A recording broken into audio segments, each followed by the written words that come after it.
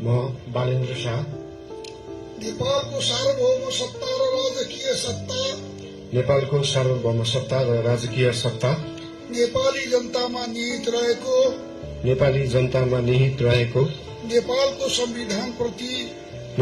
संविधान प्रति पूर्ण वफादार रही सत्यनिष्ठापूर्वक प्रतिज्ञा गर्दै ईश्वर देश र जनताको नाममा शपथ लिन्छु कि प्रधानमन्त्री पदको जिम्मेवारी प्रचलित कानूनको पालना गरी मुलुक र जनताको भलो चिताई कसैको डर नमानी पक्षपात नगरी पूर्वाग्रह वा खराब भावना नलिई ईमानदारीका साथ गर्नेछु र आफ्नो कर्तव्य पालनको सिलसिलामा आफूलाई जानकारीमा आएको कुरा म पदमा बहाल रहँदा वा नरहँदा जुनसुकै अवस्थामा पनि प्रचलित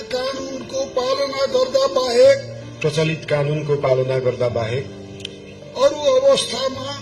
अरू अवस्थामा कुनै किसिमबाट पनि प्रकट वा संकेत गर्ने छैन। धन्यवाद। यसपछि नवनियुक्त सम्माननीय प्रधानमन्त्रीज्यूलाई आफ्नो आसनमा रही शपथ पत्रमा हस्ताक्षर गरिदिनु हुन अनुरोध गर्दछु।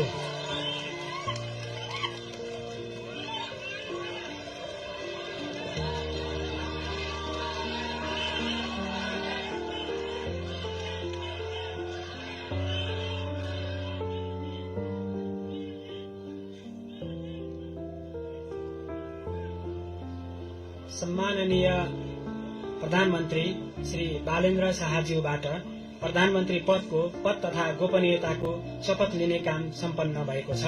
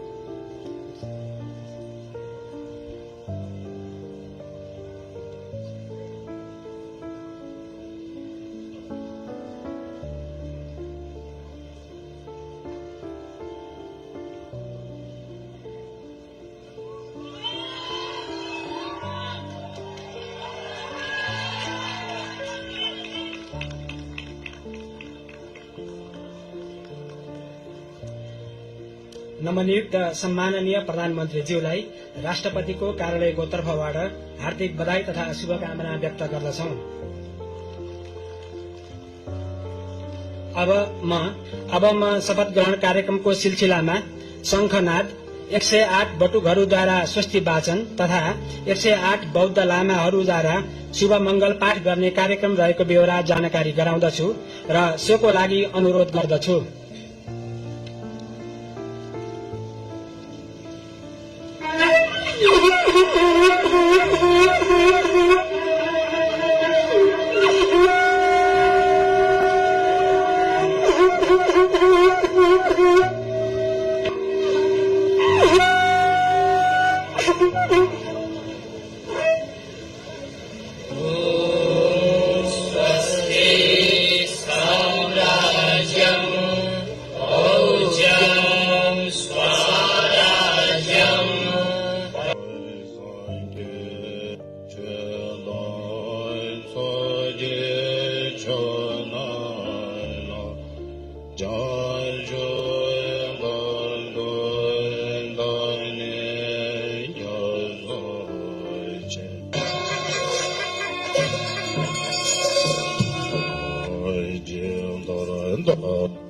昨天了那。